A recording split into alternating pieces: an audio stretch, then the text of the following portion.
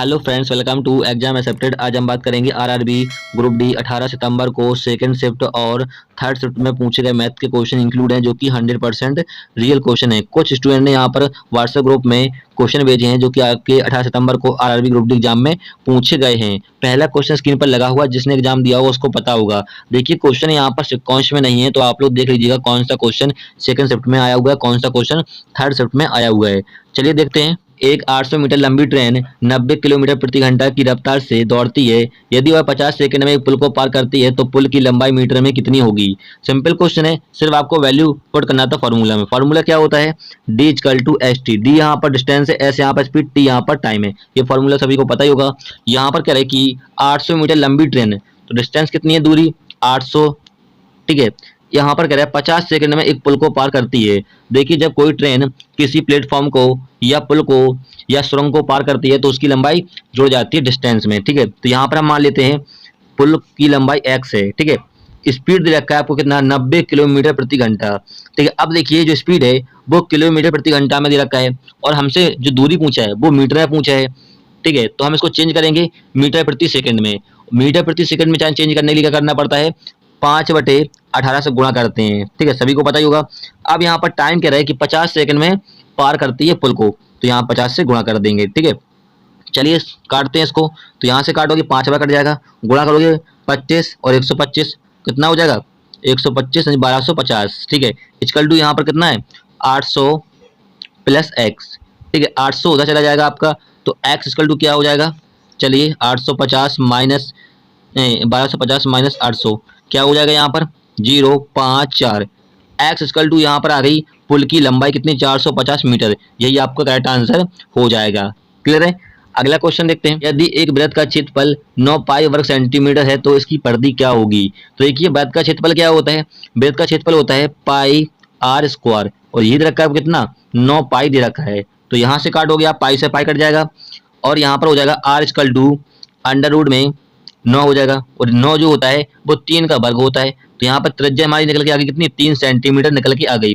अब आपसे पूछा है परिधि, तो परिधि क्या होती है वृत्त की, 2 पाई आर होती है, ठीक है। तो यहाँ पर 2 पाई का मान रख देते हैं 22/7। त्रिज्या हमारी निकल कितनी है 3 सेंटीमीटर। चलिए गुणा कर लेते हैं, तो ये हो जाएगा कितना 44/7 और 3 से फिर गुणा कर दोगे, कितना हो जाएगा 12/13/7। यही होगा आपका क्या परिधि वृत्त की, करेक्ट आंसर हो जाएगा। अगला क्वेश्चन देखते हैं। क्रय मूल्य और विक्रय मूल्य के बीच का अंतर 12.54 रुपए है। यदि हानि प्रतिशत 33% है तो क्रय मूल्य रुपए में ज्ञात कीजिए। देखिए, यहाँ पर क्या 33% क्या है, हानि है, तो 33% प्रेजेंट करेगा किसको, यहाँ पर 12.54 को। क्योंकि देखिए, आपको दूसरा तरीका बताता हूँ समझाने के लिए। यहाँ पर ये लिखा रहने, ये शॉर्टकट तरीका है। तो देखिए, यहाँ पर कह रहा है क्रय मूल्य और विक्रय मूल्य का अंतर कितना है, 12.54 रुपए है, और यहाँ पर कह रहा है कि हानि प्रतिशत कितनी है 33%। तो हमने माना क्रय मूल्य कितना 100 माना, 33% हानि होगी तो आपका क्या बचेगा 67 बचेगा। ऊपर होता है आपका क्या सेलिंग प्राइस, हमने क्या माना था नीचे क्रय मूल्य 100 माना था।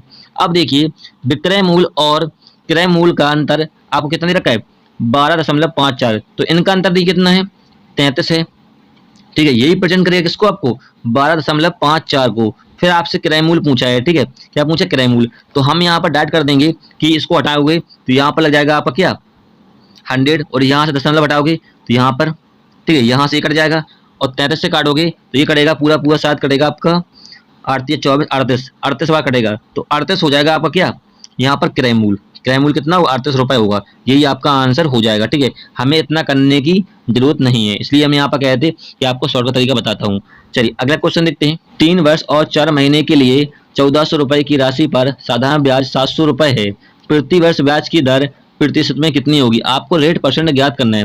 देखिए, सिंपल क्वेश्चन है, सिर्फ आपको वैल्यू पुट करना था। फॉर्मूला है, फॉर्मूला आपको सभी को पता ही होगा, SI इक्वल टू PRT/100, यही तो होता है, सभी को मालूम होगा।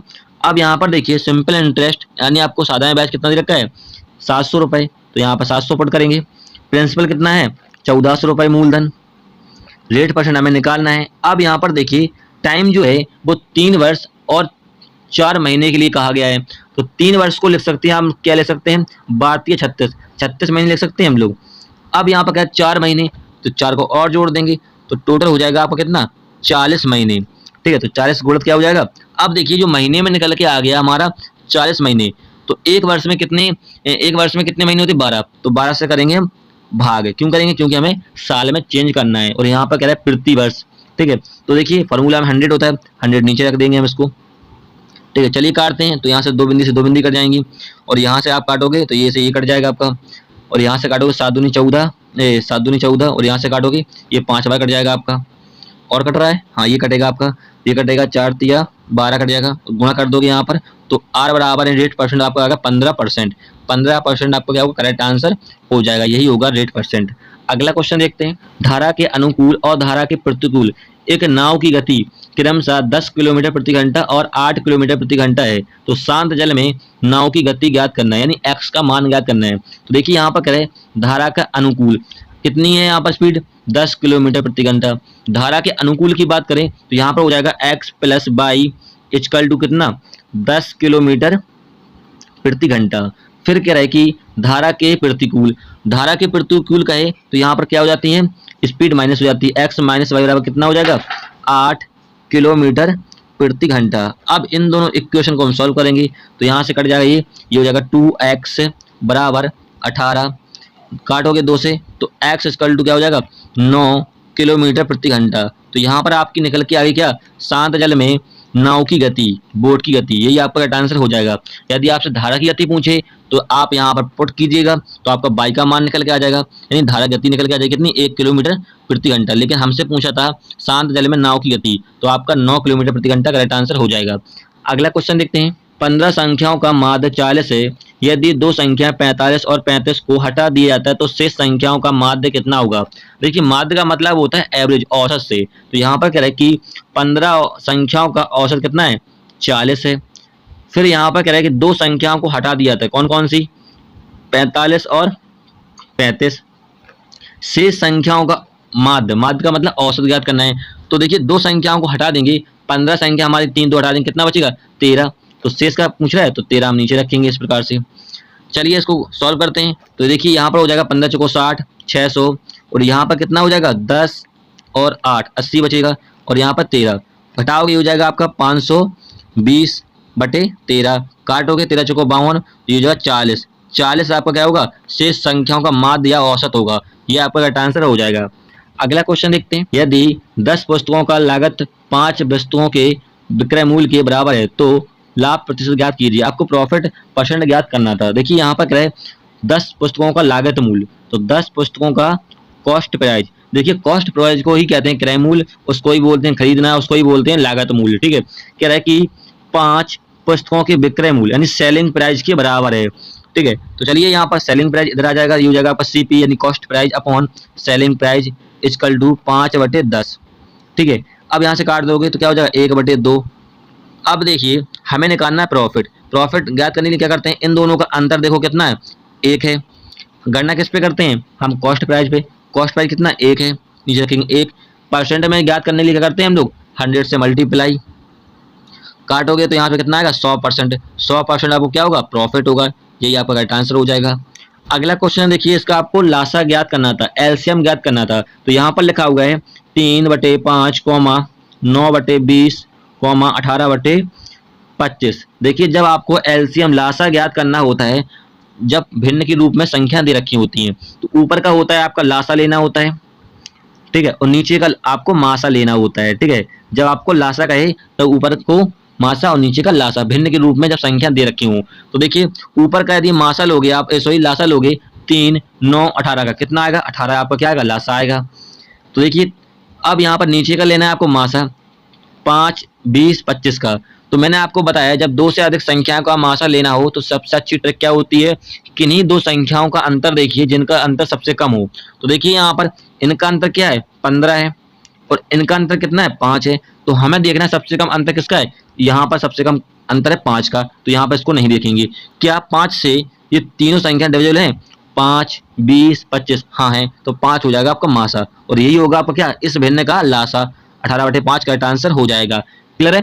चलिए अगला क्वेश्चन देखते हैं। अगला क्वेश्चन है, यदि x की पावर 4 + 1/x की पावर 4 = 62 है, तो आपको ज्ञात करना है x की पावर 6 1/4 एक्स की पावर 6 का मान ज्ञात करना है। तो चलिए यहाँ पर देखिए कह रहा है कि एक्स की पावर 4 प्लस 1 अपॉन एक्स की पावर 4 इक्वल टू कितना दे रखा है आपको, 62 दे रखा है। तो देखिए यहाँ पर दोनों क्या कर देंगे हम, +2 multiply x square multiply 1 upon x square, दोनों जोड़ देंगे तो कोई फर्क पड़ता है, नहीं पड़ेगा आपका। ठीक है, तो देखिए यहाँ पर बन जाएगा आपका ये फॉर्मूला बन जाएगा इस साइड वाला।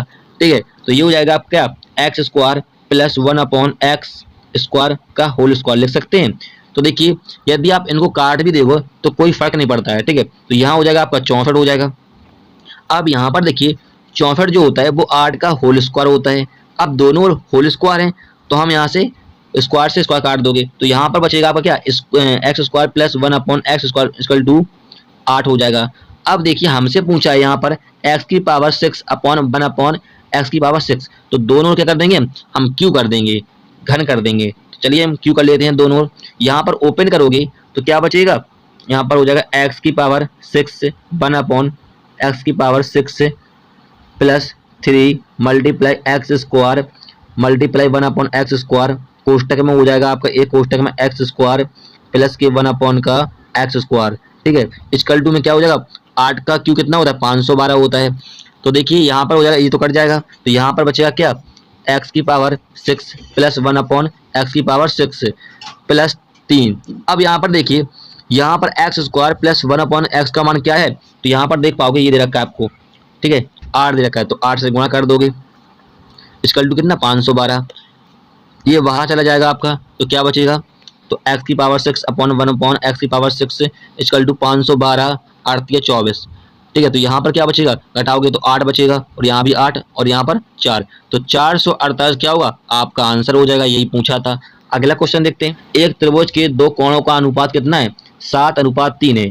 यदि इन दोनों कोणों में से छोटा कोण 24 है तो इस त्रिभुज का सबसे बड़ा कोण क्या होगा। तो हमने माना ए और बी का अनुपात कितना है, 7:3। यहाँ पर दो बजाय मान ली ए और बी, इनका अनुपात कितना है, 7:3 है। फिर कह रहे हैं कि सबसे छोटा कोण कितना है, 24 है। तो यहाँ पर देखिए ए और बी में से सबसे छोटा अनुपात किसका है, 3 का है। तो 3 प्रेजेंट करेगा किसको, 24 को, काटोगे तो कितने बार जाएगा, 8 बार जाएगा। तो देखिए आपकी छोटी भुजा तो दी गई थी कितनी, 24, 8 का गुणा कर दोगे यहाँ पर 8 से 56। अब यहाँ पर देखिए दो भुजा निकल के आ गई। त्रिभुज की कितनी भुजाएं होती हैं, 3 भुजाएं होती हैं, तो हम 3 बना लेते हैं यहाँ पर भुजाएं। ठीक है, तो यहाँ पर देखिए 2 निकल के कितनी आई, एक 24 निकल के आई और एक आपकी 56 निकल के आई। लेकिन हमसे पूछा है त्रिभुज की सबसे बड़ी भुजा। तो देखिए त्रिभुज जो होता है वो हमेशा 180 अंश का होता है।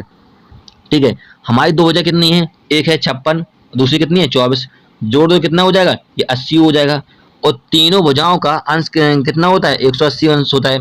तो हम घटा देंगे 180 में से 80, कितना बचेगा 100। तो तीसरी भुजा होगी आपकी कितनी, 100 होगी। अब इन तीनों में से देखिए सबसे बड़ी भुजा कौन सी है, 100 है। 100 आप क्या हो जाएगा, करेक्ट आंसर हो जाएगा।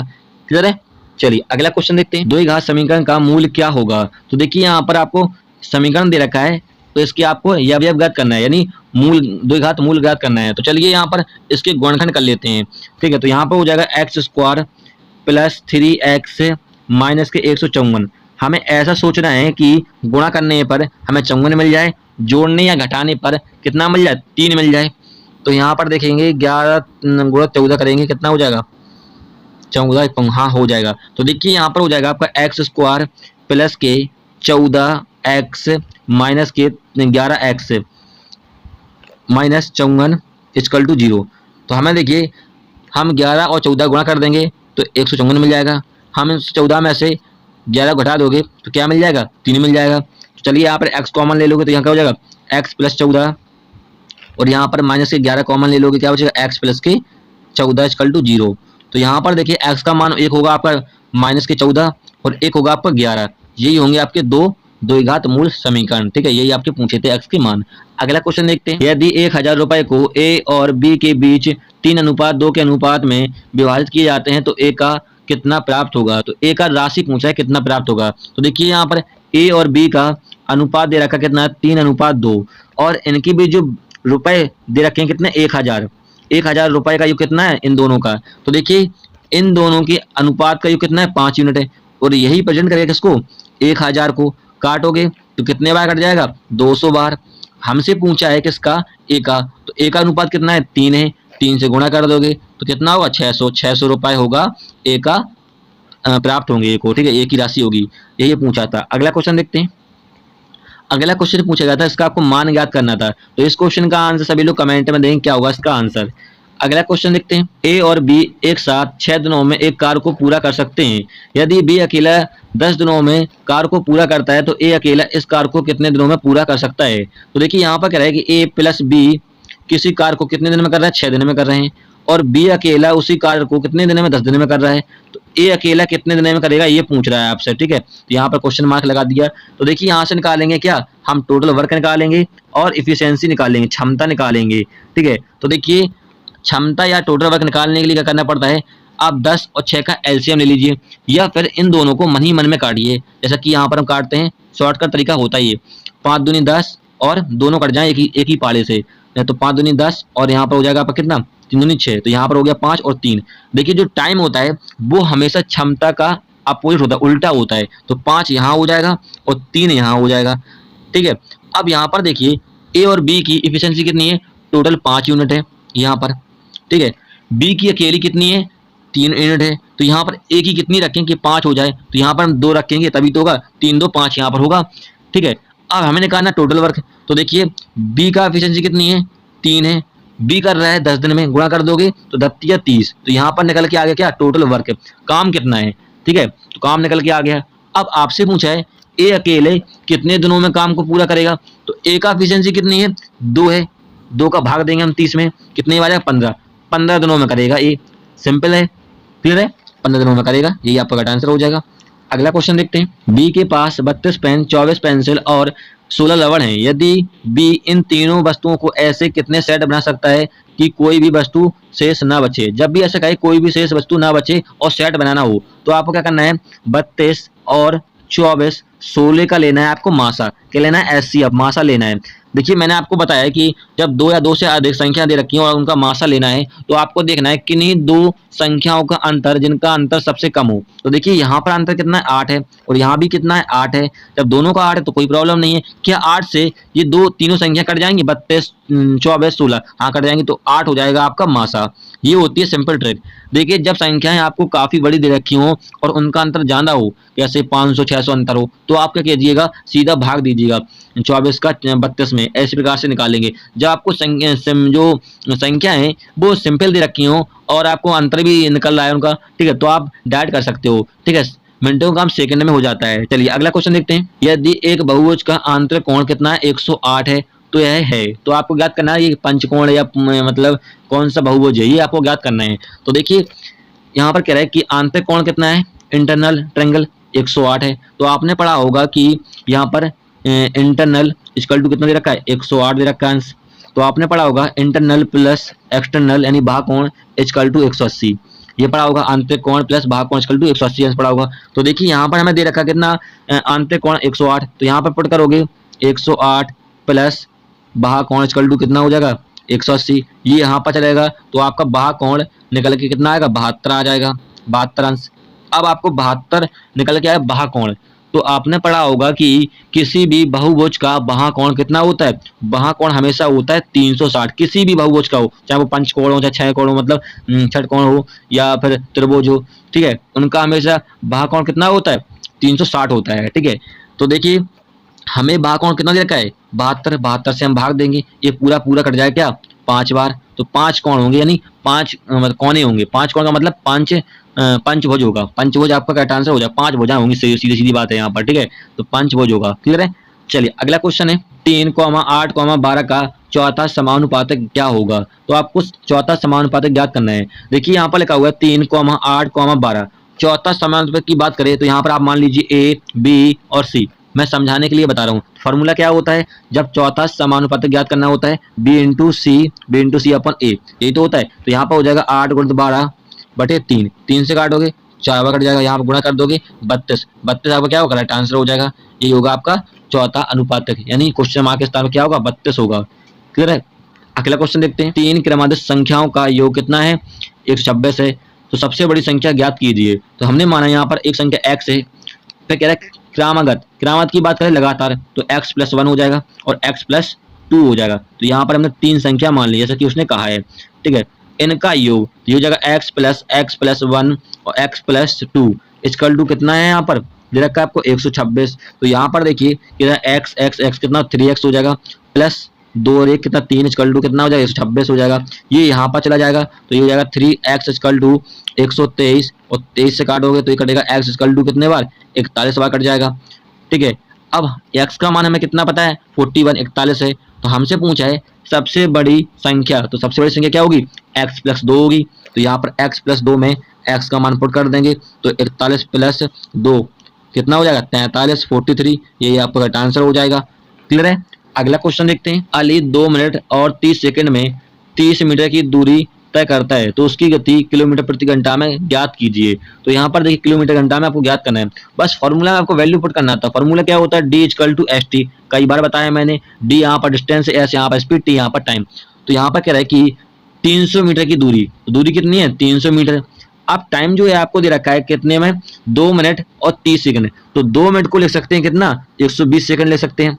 फिर क्या है 30 सेकंड, इसको जोड़ देंगे तो टोटल कितना हो जाएगा 150 सेकंड हो जाएगा। तो यहाँ पर रख देंगे 150 सेकंड। तो यहाँ से निकाल पाएंगे क्या स्पीड निकाल पाएंगे। तो यहाँ से काटोगे तो ये पूरा 2 बार कट जाएगा। तो यहाँ से स्पीड निकल के आ जाएगी कितनी 2 मीटर प्रति सेकंड। लेकिन हमसे पूछा है किलोमीटर प्रति घंटा में स्पीड पूछा है, तब हमें किलोमीटर प्रति घंटा में ज्ञात करने के लिए क्या करना पड़ता है 18/5 से गुणा करते हैं हम, ठीक है। तो यहाँ पे हो जाएगा 18×36/5, यही होगी आपकी क्या किलोमीटर प्रति घंटा में स्पीड। या इसको लिख सकते हो आप लोग क्या 5 से 35 1/5, ये लिख सकते हो, ठीक है। जो भी ऑप्शन में दिया होगा वो आपका करेक्ट आंसर हो जाएगा। अगला क्वेश्चन देखते हैं। अगला क्वेश्चन पूछा गया था, इसका आपको मान ज्ञात करना था। देखिए यहाँ पर लिखा है sine theta plus cos theta का होल स्क्वायर, बस होल स्क्वायर खोलना है, आंसर हो जाएगा आपका। इस क्वेश्चन का आंसर कमेंट में दोगे क्या होगा इसका आंसर। अगला क्वेश्चन देखते हैं। आंकड़े, यहाँ पर आंकड़े दे रखे हैं, ठीक है। इसका रेंज और बहुलक ज्ञात करना था, ठीक है। तो देखिए रेंज कैसे ज्ञात करते हैं, रेंज का मतलब होता है हिंदी में परास। परास कैसे ज्ञात करते हैं, सबसे बड़ी संख्या को सबसे छोटी संख्या से घटा देते हैं। तो यहाँ पर देखिए सबसे बड़ी संख्या कौन सी है, तो यहाँ पर देख पाओगे सबसे बड़ी संख्या आपकी क्या है 29 है, 29। तो हमें ज्ञात करना है रेंज यानी परास ज्ञात करना है। सबसे छोटी कौन सी यहाँ पर 16 है, तो 16 को घटा देंगे यहाँ पर 29 में से। तो यहाँ पर क्या बचेगा आपका 13 बचेगा, 13 तो बचेगा, हाँ 13 बचेगा।